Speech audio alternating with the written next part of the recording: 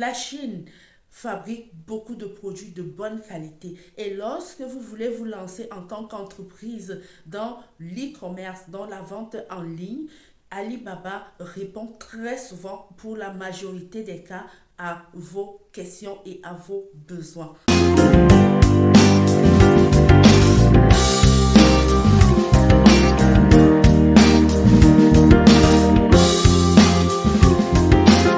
Bonjour tout le monde, bienvenue sur ma chaîne, j'espère que vous allez bien. Si c'est ta première fois sur cette chaîne, moi je suis Elisenga de la chaîne Astuces et conseils au quotidien.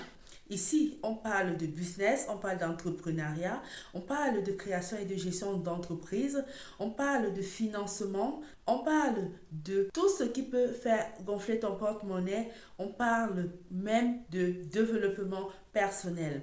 Si toi aussi tu es intéressé par ce genre de thème, n'hésite pas à t'abonner. Mets un like sur cette vidéo, partage-la. Et si j'ai oublié quelque chose que tu aimerais savoir, fais-le moi savoir en commentaire, je vais te répondre ou alors je vais faire une nouvelle vidéo pour te répondre. D'ailleurs, cette vidéo est une vidéo faite pour répondre aux questions d'une précédente vidéo. Il y a de cela quelques temps, j'ai fait une vidéo ici où je parlais des pièges d'Alibaba, où je parlais des choses qu'on devrait savoir avant de se lancer sur Alibaba, avant de commander sur Alibaba. Et j'ai reçu des questions et du coup, je me suis demandé, est-ce que ce n'est pas possible pour moi d'avoir mis la charrue avant les bœufs? Comment est-ce que je n'ai même pas présenté Alibaba, je n'ai pas présenté quelque chose et du coup, je viens vous parler des pièges à éviter, je viens vous parler des choses à savoir avant de commander. Donc aujourd'hui, je commence dès le début, je vous parle d'Alibaba. Comment commander sur Alibaba? Qui est Alibaba? Alibaba, c'est l'une des plus grandes sociétés de e-commerce mettant en relation des personnes, des sociétés. Alibaba fait du B2B, Alibaba fait aussi du B2C, c'est-à-dire entreprise client et entreprise entreprise. Alibaba est basé en Chine et dans cette vidéo, je viens te montrer comment commander en Chine à partir de chez toi, à partir de ton pays ou de ta terre natale et te faire livrer, que ce soit en Afrique ou que ce soit dans n'importe quel autre pays. Beaucoup de gens pensent que tout ce qui est fabriqué en Chine est forcément de mauvaise qualité.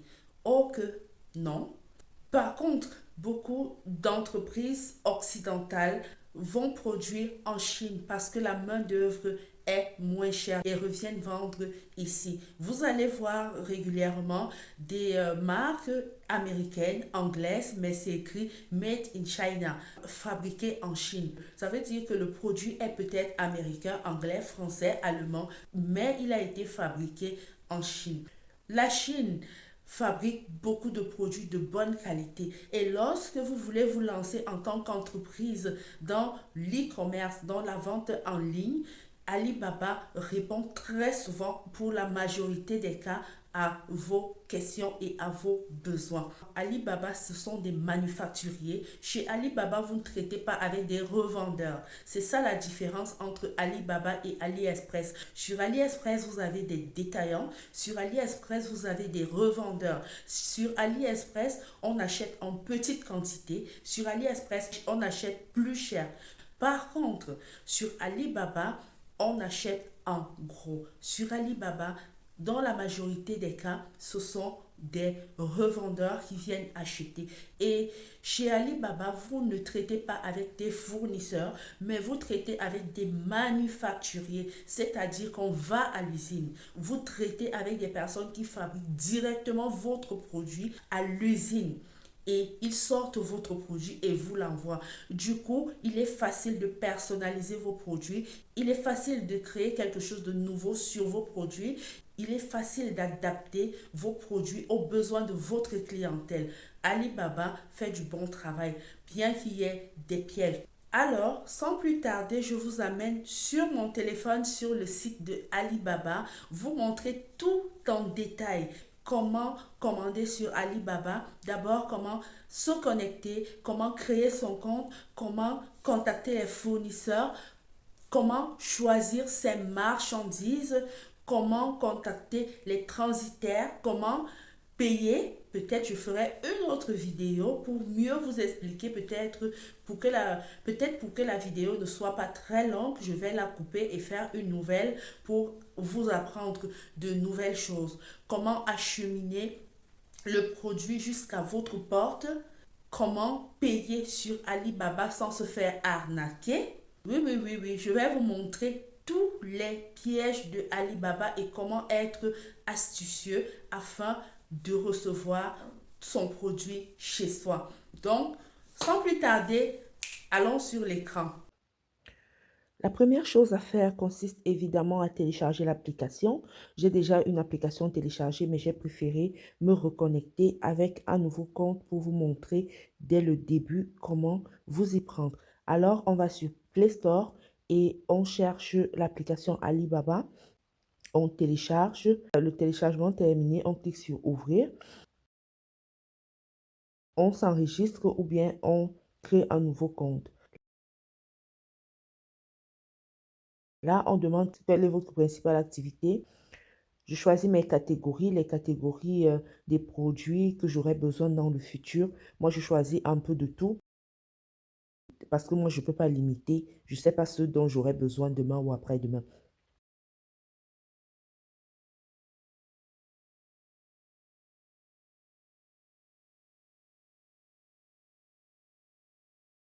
Directement, on atterrit sur la page de Alibaba. Comme vous pouvez bien le constater, on peut déjà voir les produits. On a la barre de recherche là. J'essaye de rechercher les articles de sport. Vous voyez là, on a des gobelets de sport qu'on peut personnaliser. Je vais dans Réglages d'abord et j'essaye de régler les paramètres. Je choisis le français, je choisis ma devise, je choisis le pays de résidence. Dans mon cas, c'est l'Allemagne. Ici, vous pouvez régler tous les paramètres que vous voulez, introduire votre pays, votre monnaie et tout le reste, c'est sur cette page. Si vous voulez modifier, par exemple, le mot de passe de votre compte, vous le faites également ici.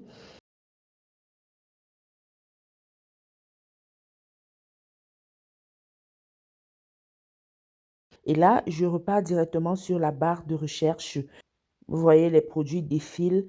Je repars sur le produit que j'ai sélectionné tout à l'heure. Il s'agit des bouteilles d'eau pour le sport. Je descends en bas. Vous avez la possibilité de commander un échantillon et vous vérifiez que la boutique est certifiée.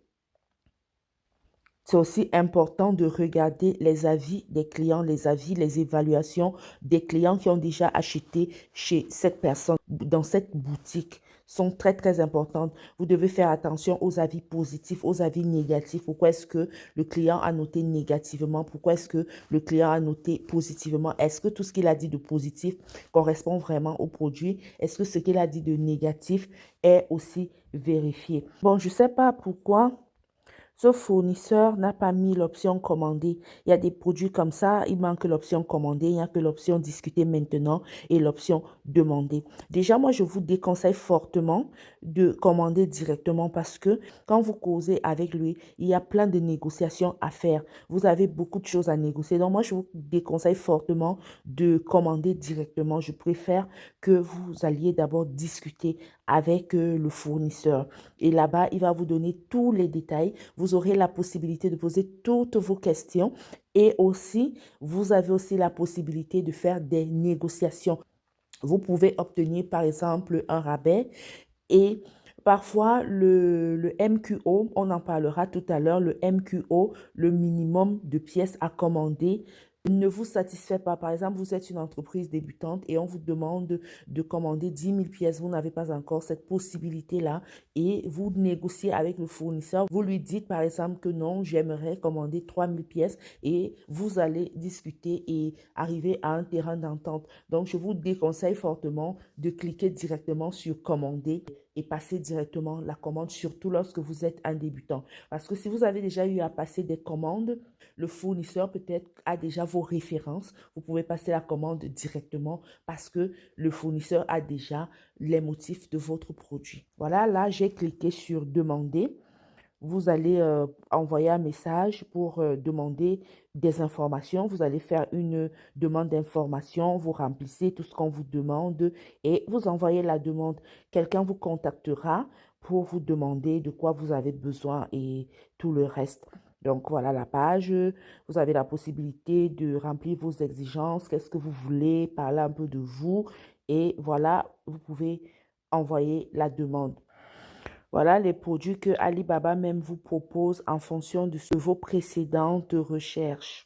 Je vais maintenant prendre un autre article qui a l'option commander pour vous montrer comment ça se passe si vous voulez commander directement. Vous avez là les modalités d'expédition, vous avez les modes de paiement proposés, le prix de la pièce et vous avez la possibilité, vous voyez par exemple là, expédition de Chine pour l'Allemagne, temps de traitement. Dans ce cas d'espèce, le fournisseur met déjà ses prix pour l'expédition. Ça signifie peut-être qu'il a son transitaire qu'il va vous proposer. Mais ce n'est pas toujours le cas. C'est important de causer avec le fournisseur et vous allez trouver un terrain d'entente.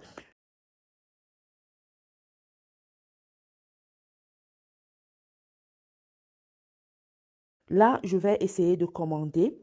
Par exemple, ici, si vous prenez 1000 pièces de ce produit, vous allez payer 2,10 € par pièce. Mais si vous prenez plus de 10 000 pièces, vous allez payer 1,83 €. Donc voilà, je fais une commande, je fais 500 pièces par article. C'est le même article, mais avec des couleurs différentes. Et j'essaye de commander 2000 articles. Vous voyez un peu, là, on indique que la marchandise viendra par rail. Vous voyez le prix de la marchandise et vous voyez en bas Express Ali pour Alibaba.com logistique. Vous voyez à combien s'élèvent les frais d'expédition. Et là, vous pouvez cliquer sur appliquer pour continuer. Voilà un peu le résumé de ce que j'ai choisi. Voilà les frais d'expédition pour 2000 pièces.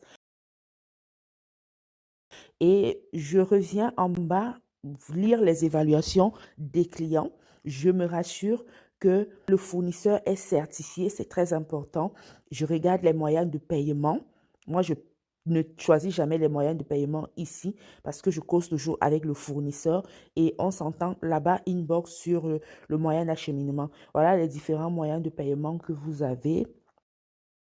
Ici, j'ai cliqué dessus pour voir.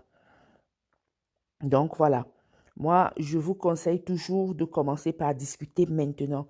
Vous allez dire au fournisseur ce que vous voulez, comment vous le voulez, ainsi de suite. Mais si vous êtes déjà un ancien acheteur, un habitué, vous pouvez commander directement.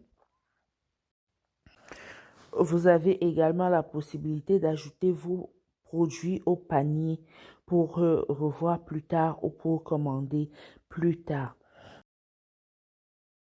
Vous voyez, vous pouvez commander un échantillon. Moi, je trouve que ça coûte cher. Je n'ai jamais commandé d'échantillon. Je cause avec le fournisseur et on trouve toujours un terrain d'entente. Et là en bas, vous avez les options de personnalisation. Donc, vous voyez, là, je suis en train de lire les avis, en train de voir ceux qui ont acheté, ce qu'ils ont dit du produit, comme je vous ai dit plus haut. J'ai fait le tour des évaluations. Ici, je vous amène donc à la discussion avec le vendeur. Je commence par le saluer et je lui envoie le lien du produit qui m'intéresse. Alors, il va me répondre, vous avez vu là le MQO, le produit que je veux, l'échantillon, la logistique, le prix, la personnalisation, le paiement. On me donne encore tous les détails inbox. Donc, tous les détails que vous avez sur la boutique, lorsque vous écrivez au vendeur en privé inbox, vous recevez encore toutes ces informations-là. Je vous ai parlé du MQO tout à l'heure. Le MQO, c'est la quantité minimale que vous pouvez commander.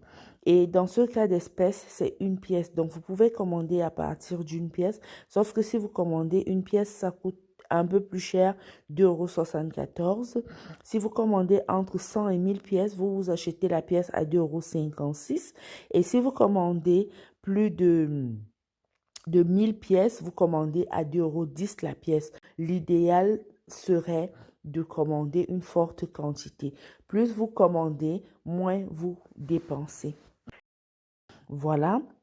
Au niveau de la personnalisation, il y a d'autres conditions.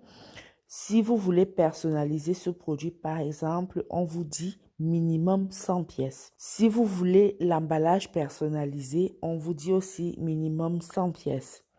Personnalisation graphique, minimum 3000 pièces. Et là, vous pouvez discuter avec le fournisseur pour votre personnalisation, pour votre produit. Vous voyez, il y a tellement de produits. Et l'avantage, c'est que ces produits, vous pouvez les personnaliser et vous pouvez faire du labeling. Le labeling, c'est choisir un produit non-name et faire en sorte qu'on mette votre marque dessus.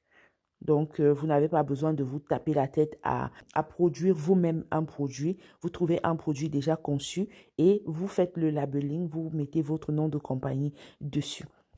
On essaye vraiment de perdre un peu de temps sur l'application pour que vous voyez bien les détails et que vous ayez le moins de questions possible.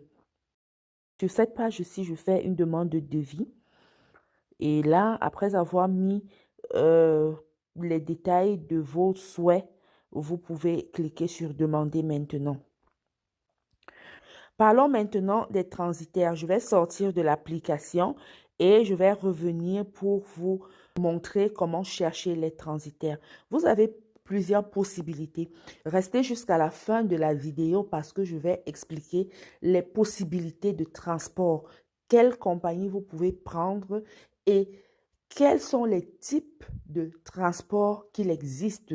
Vous savez déjà qu'il existe la voie aérienne, la voie maritime, la voie terrestre, mais il y a d'autres modalités en ce qui concerne la douane, en ce qui concerne l'importation. Vous avez donc deux possibilités. Soit vous commandez la marchandise chez un fournisseur et vous cherchez vous-même votre transitaire, ce que je trouve très pénible.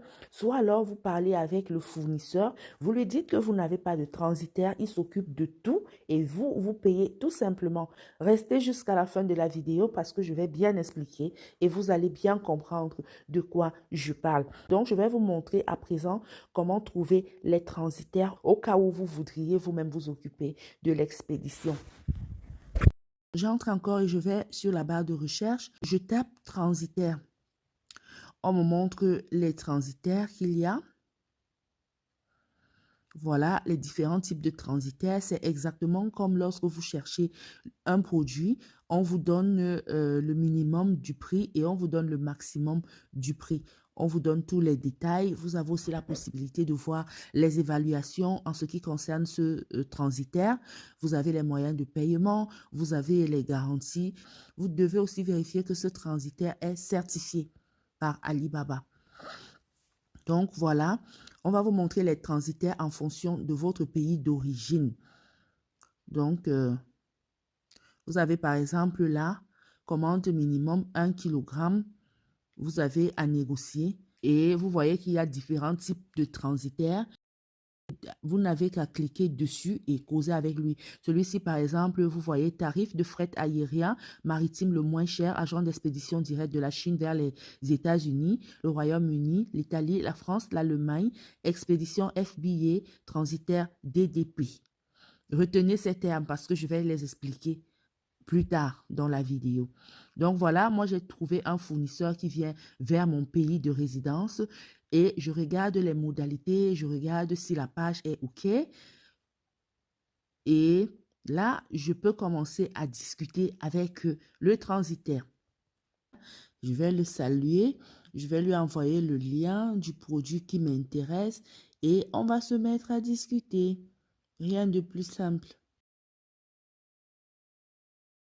Maintenant que vous savez comment commander sur Alibaba et que vous avez déjà actionné le processus de commande, que vous voulez payer maintenant, il y a des choses très importantes à connaître.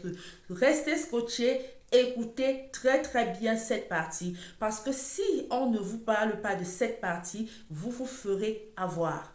Cette partie est très importante. Vous devez écouter attentivement et maîtriser les termes que je vais évoquer maintenant. Je vais d'abord vous parler d'un Incoterm. C'est quoi un Incoterm?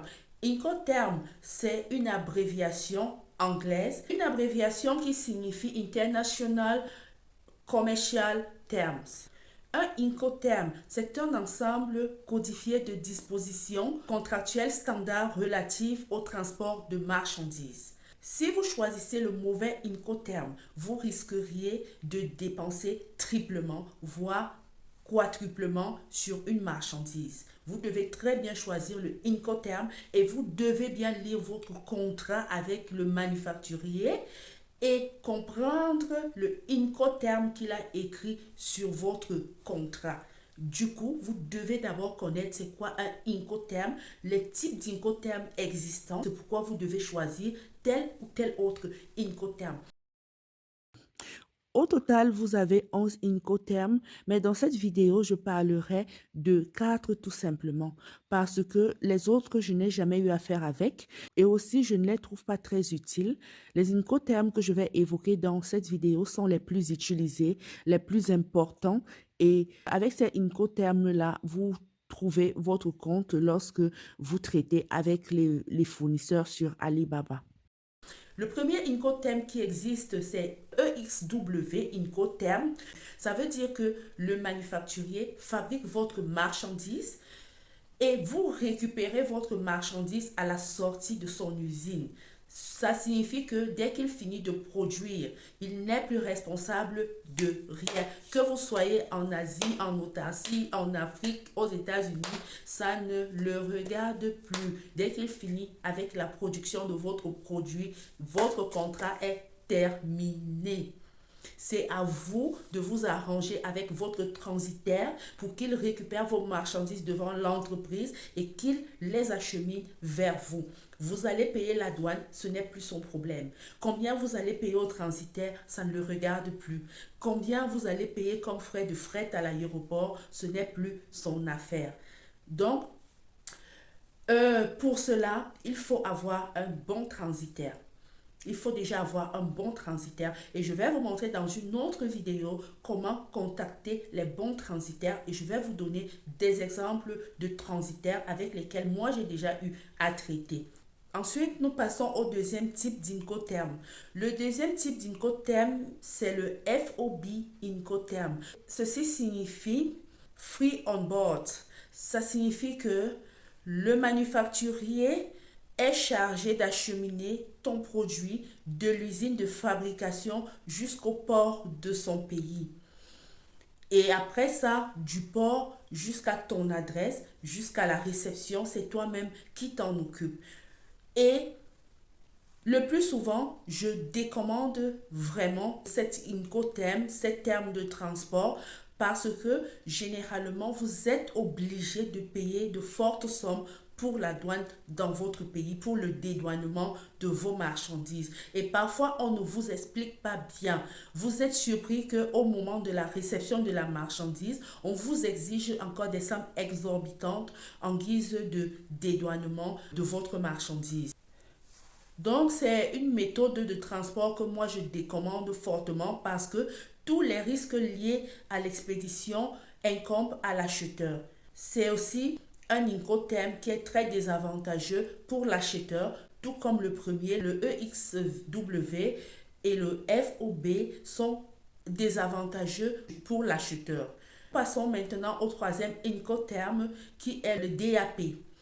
Le DAP signifie Delivered at Place. Le seul inconvénient du DAP, c'est que le fournisseur, le manufacturier, s'occupe de l'exportation jusqu'à chez vous, de l'acheminement de la marchandise, mais n'est pas responsable du dédouanement. Vous vous occupez vous-même de votre dédouanement de marchandises. Donc, tout ce qui concerne les formalités à l'importation ne le concerne pas.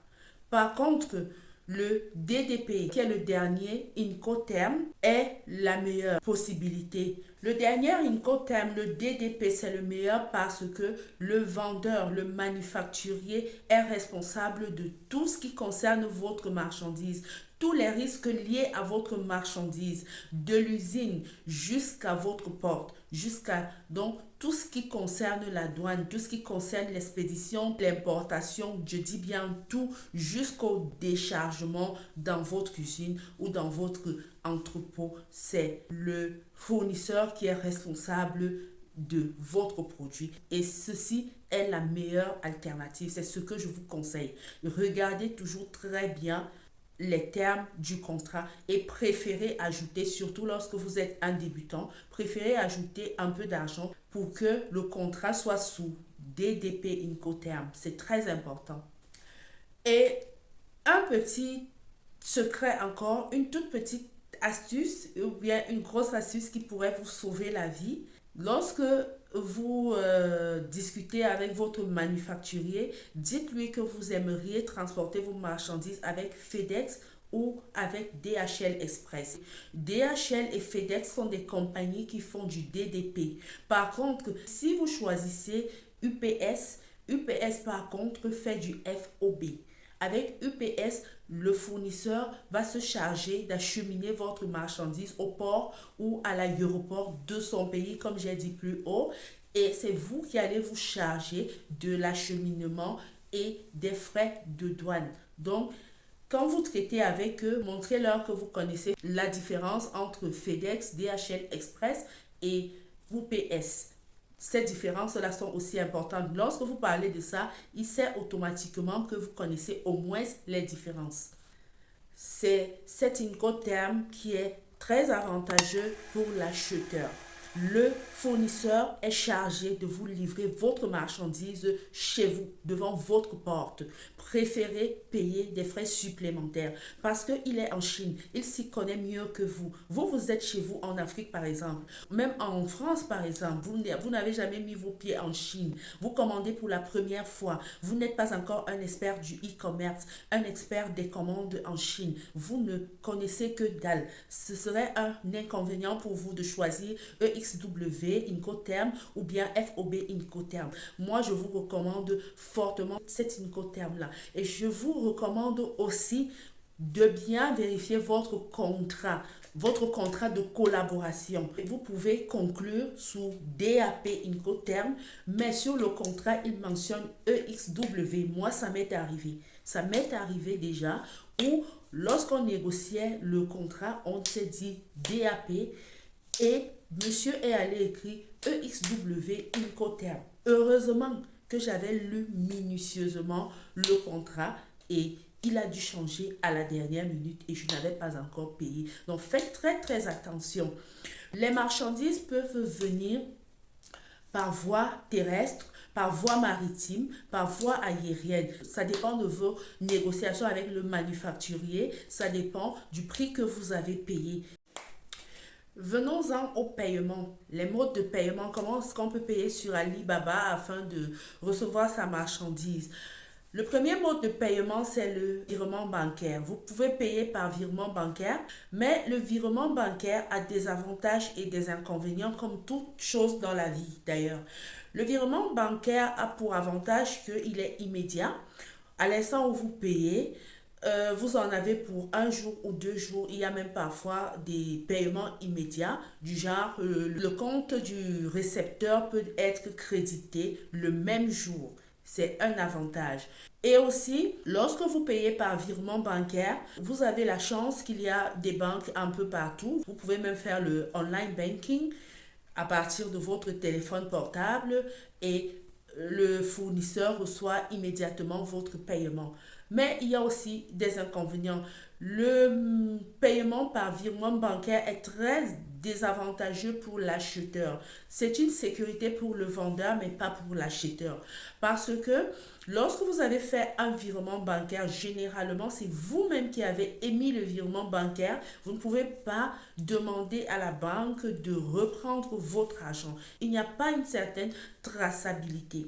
Alors, si vous avez affaire à un escroc, qui ne fonctionne pas vraiment avec Alibaba, qui vous demande de faire un virement bancaire dans son compte bancaire. Évitez de faire des virements bancaires de privé à privé. Donc, un fournisseur qui vous demande de faire un virement direct dans son propre compte bancaire, refusez. Fuyez ce genre de fournisseur parce que ce mode de paiement est très insécurisé. Ça n'offre aucune garantie à l'acheteur. Si jamais votre marchandise n'est pas reçue, on ne sait même pas ce que vous avez causé hors de Alibaba avec votre fournisseur. On ne peut pas tracer vos conversations, on ne peut pas tracer le paiement et du coup, c'est très décommandé de faire ce genre de paiement. Le deuxième mode de paiement, c'est escroc Alipay. C'est une méthode qui offre des garanties à l'acheteur et au fournisseur. C'est une méthode assez compensatrice parce qu'elle compense les risques de l'acheteur et les risques du vendeur. C'est-à-dire que vous êtes protégé et le fournisseur aussi l'est. Comme je vous ai dit, si vous avez besoin de plus de détails en termes de mode de paiement, dites-le moi en commentaire et je vais faire une nouvelle vidéo pour bien vous expliquer les méthodes de paiement, lesquelles sont adaptées à votre condition, lesquelles vous offrent des avantages et lesquelles sont désavantageuses pour vous. Le troisième mode de paiement, c'est le lien Alibaba. Avec le lien Alibaba, ça se passe comment? Lorsque vous avez clôturé, vous avez fini de bavarder, de préparer la commande, vous êtes d'accord sur le montant de la commande et que vous devriez payer, le fournisseur établit un lien sur Alibaba et vous envoie le lien. Et vous allez voir comme sur cette photo, on vous dit Make Payment. Ça signifie que vous pouvez déjà faire le paiement à travers Alibaba. C'est le moyen le plus sécurisé à mon avis parce que ça se passe sur Alibaba.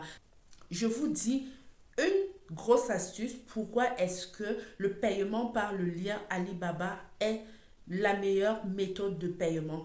Parce que lorsque vous payez par le lien, l'argent que vous payez ne va pas dans le compte du manufacturier, ça reste sur Alibaba. Lorsque vous signalez à Alibaba que vous avez reçu vos marchandises, comme sur cette photo, comme vous voyez les étapes, la commande, le paiement, ainsi de suite. Vous devez signaler à Alibaba que vous avez reçu la marchandise et Alibaba vire donc l'argent dans le compte du manufacturier.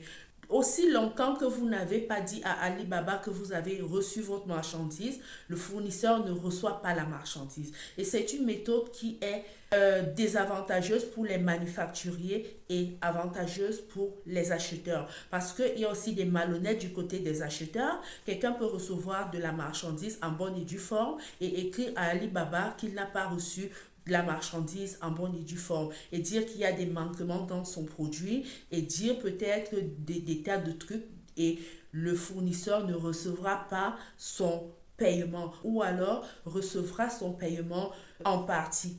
Et s'il y a quelque chose que ces plateformes sur lesquelles les e-commerçants vont offrir leurs services n'aiment pas, c'est que les clients se plaignent. La satisfaction est de mise.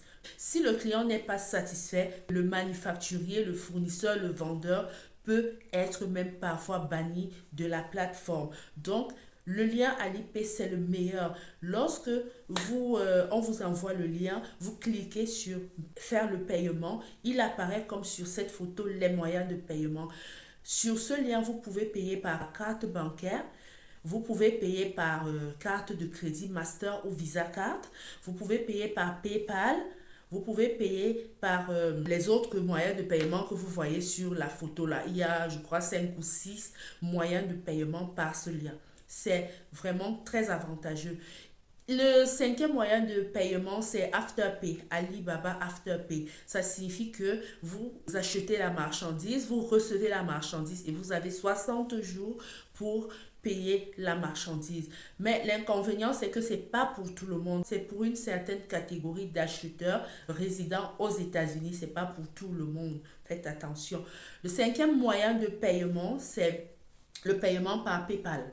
Lorsque vous payez par PayPal, vous devriez dire à PayPal que vous êtes en train d'acheter de la marchandise. Et quand vous payez par PayPal, on vous demande, vous envoyez de l'argent à un ami ou à la famille où vous achetez des biens et des produits. Si vous choisissez envoyer de l'argent à amis et famille, vous n'avez pas de garantie, pas de sécurité. Et lorsqu'il y a un problème, PayPal n'est pas responsable de votre perte. Donc, PayPal ne vous donne pas une assurance, ne vous donne pas une garantie en cas de litige, en cas de problème, en cas de non-réception de votre marchandise. Ça ne regarde pas PayPal parce que vous avez dit que vous êtes en train d'envoyer de l'argent à un ami ou alors à un membre de la famille. Si vous achetez la marchandise directement sur PayPal sans passer par le lien de paiement AliExpress, vous devriez choisir achat de biens et de marchandises. Et là, vous devriez payer 5% du montant de votre commande. PayPal prélève 5%. Et si vous avez des problèmes en cas de litige, PayPal vous rembourse intégralement votre argent. C'est l'avantage de PayPal. Mais juste que vous allez payer 5% du montant de votre commande. Ça aussi, c'est des frais supplémentaires. Le dernier moyen de paiement, le sixième moyen de paiement, c'est le paiement par Western Union. Qui ne connaît pas Western Union? Tout le monde connaît Western Union, BU. Partout où tu passes dans ce monde, tu vas rencontrer un local de Western Union. Partout en ligne, tu vas rencontrer le site de Western Union. C'est un site assez fiable, un moyen d'expédition d'argent assez rapide, assez fiable. Mais il y a, comme tous les autres moyens de paiement, des avantages et des inconvénients. C'est quoi les avantages? Les avantages, c'est que sur Western Union, vous avez la possibilité de payer à la minute. Ça signifie que pour le fournisseur, c'est très avantageux parce que c'est à la minute. Dès que vous envoyez, automatiquement, le fournisseur reçoit l'argent. Vous avez la possibilité d'envoyer un peu partout dans le monde, peu importe le trou dans lequel vous vous trouvez, vous avez la possibilité d'envoyer de l'argent. Un des inconvénients, c'est le taux de change. Les taux de change chez Western Union sont assez bas par rapport à ceux du jour. Il y a une perte de devises parce que Western Union doit aussi gagner et payer ses employés. Il y a un problème de les frais. Les frais de Western Union sont assez élevés, surtout quand vous envoyez déjà de gros montants. Vous allez payer cher pour expédier votre argent en Chine. L'autre inconvénient de Western Union, c'est que si vous payez à une personne privée, tout comme le virement bancaire, il n'y a pas de traçabilité de votre paiement. Certes, vous pouvez avoir le reçu de Western Union, mais si Alibaba ne connaît pas le fournisseur qui a pris votre argent, vous allez vous plaindre chez qui?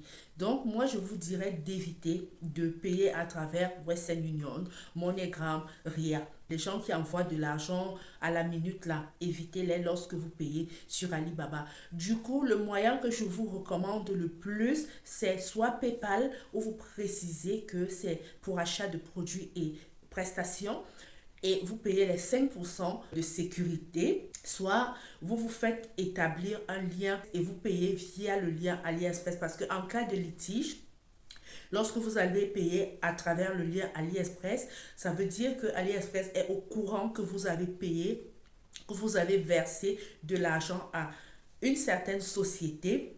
Et en cas de litige, on peut tracer vos conversations que vous avez eues sur Alibaba. Du coup, pour moi, c'est la méthode la plus sûre et fiable. Voilà, c'était tout sur Alibaba. J'espère avoir fait le tour. Si j'ai oublié quelque chose, dites-le moi en commentaire. Je vais vous répondre. Je vais faire une nouvelle vidéo pour expliquer de nouvelles choses. Mais ne tombez plus dans les pièges. Et si vous vous décidez à commander sur Alibaba, je vous recommande cette vidéo. Allez la regarder d'abord. C'est très important avant de commander sur Alibaba. Il faut connaître certaines choses. Il faut certes écouter cette vidéo, mais il faut aussi écouter la première vidéo que j'ai faite sur Alibaba. Sur ce, je vous dis à bientôt pour une nouvelle vidéo. Je vous fais plein de bisous comme d'habitude. Portez-vous bien. Bye.